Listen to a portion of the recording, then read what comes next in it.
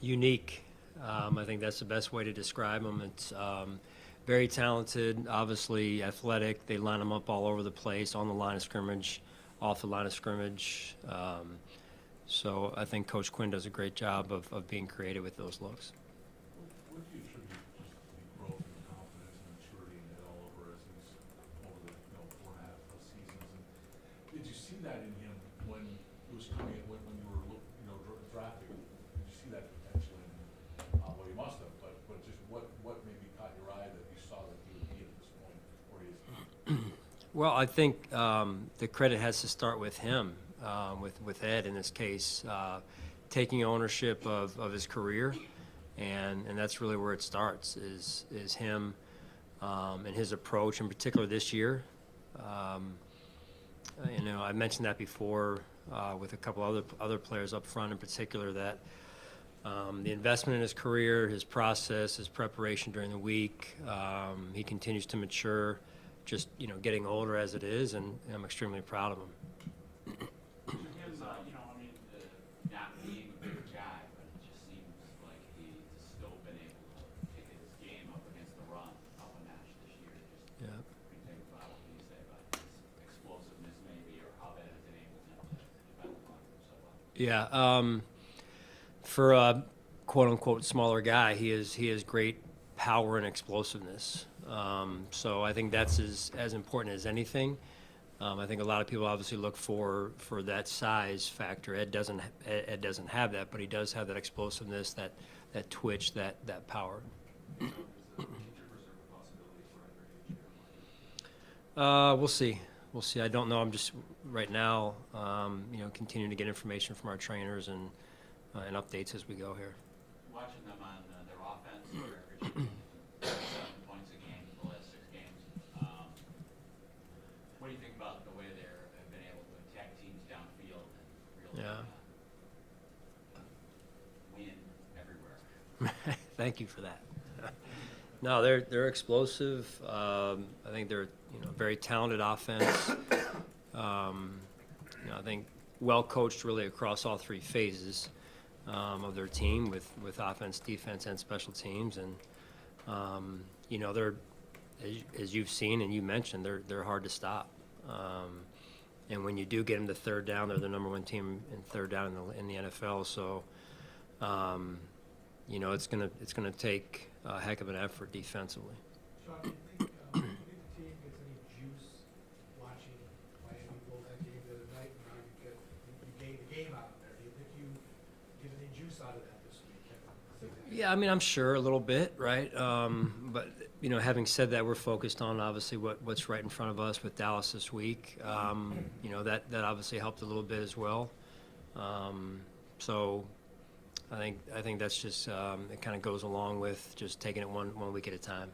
Sean, this is the second time this year that the teams come to Buffalo scoring a ton of points, looking unstoppable. Miami back the October 1st game without Dallas.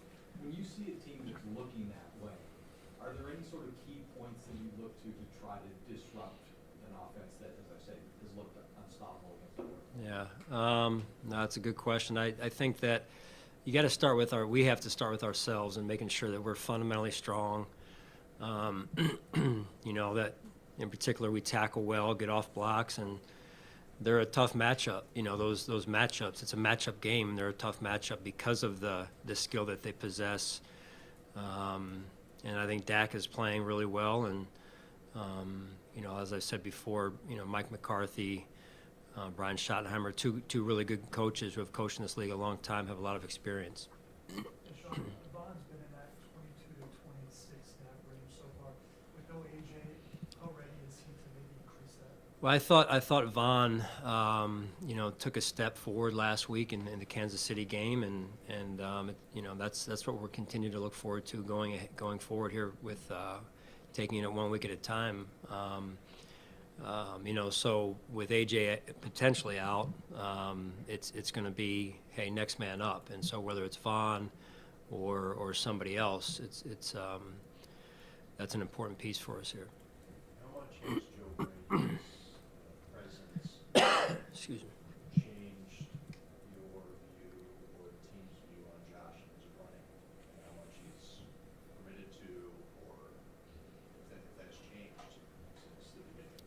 in terms of Joe's philosophy on that or approach or Or- like, Maybe even your willingness to let him run more. I don't Yeah. know if there's anybody responsible for that's opened up a little. yeah. I think it's just more,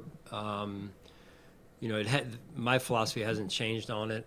Joe has embraced it, and I think we're aligned on that as well philosophically, and I think Josh has done a pretty good job with it in terms of playing the position, and yet, Joe's put him in positions too to use his legs in some design runs, and I think that's worked well.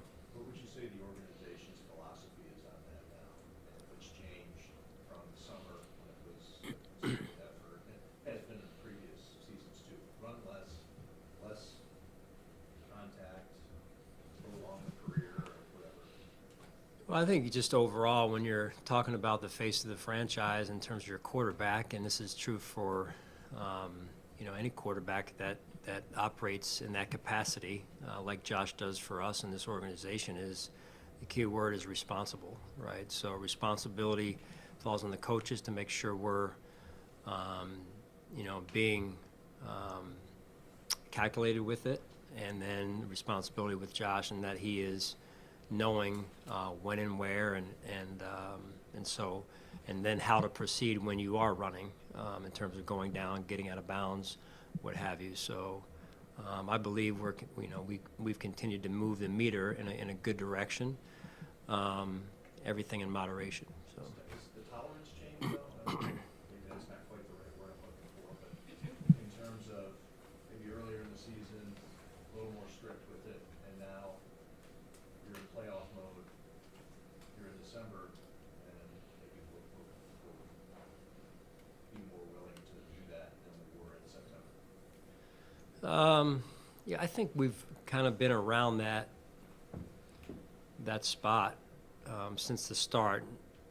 Not saying that that's what everyone saw since the start of the season, but I feel like we've been around that same spot since the beginning of the season. John, keep talking about what you've seen in James Cook just year over year, what he sees him through to this point this year. Yeah, I've mentioned this before, that when you can, as a coach, watch a player develop, a young player, it's one of the great, most satisfying things of coaching, just like I'm sure teaching is, when you can watch a student develop and grow. And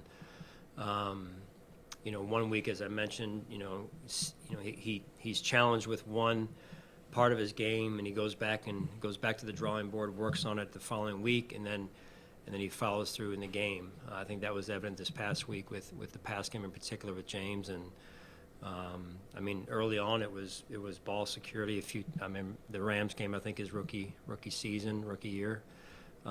So lessons, just like anything, you learn through experiences. Sean, can you comment on DJ Mangus, what his role is, adding him to your coaching staff?